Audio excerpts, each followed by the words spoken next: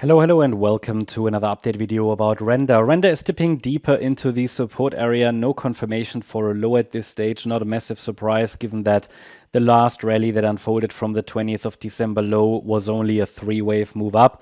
And we're dealing with overall only corrective patterns. As I mentioned before, it's not necessarily a great quality chart that we're dealing with here.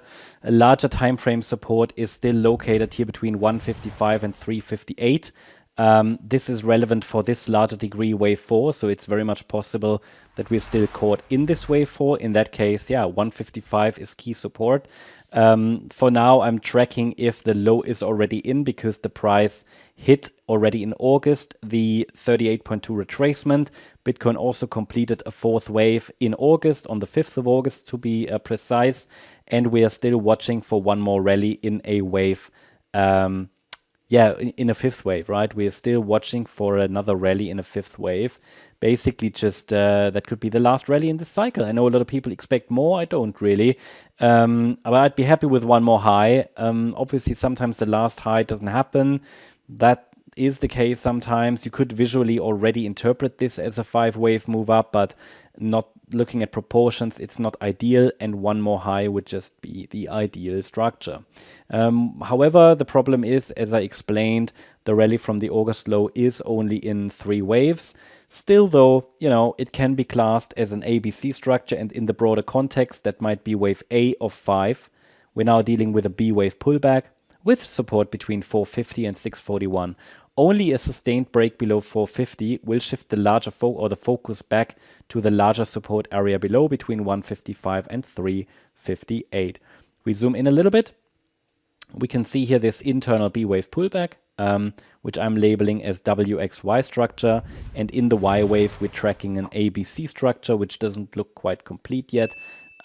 So it's very much possible it goes a little lower, but it hit the golden ratio level now. I mean, this is obviously a key support level at 554.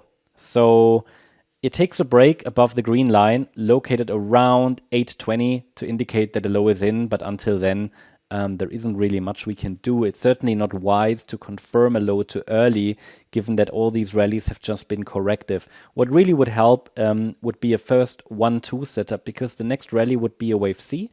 So if we get a first upside impulse, which becomes likely from this area here, especially 550 to 450 is key support, yeah, then we could say that possibly the low is in. Ideally, 5 waves up above the B wave high, which again is where the green line is positioned at $8.20, with further confirmation then obtained above $8.95. Yeah.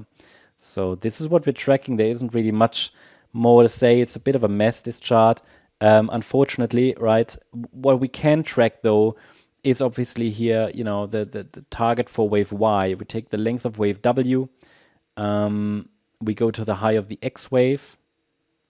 And then it's like the 100% extension is sort of a really ideal target. And that points towards $4.68. Doesn't mean we have to get there, but that would be an ideal target.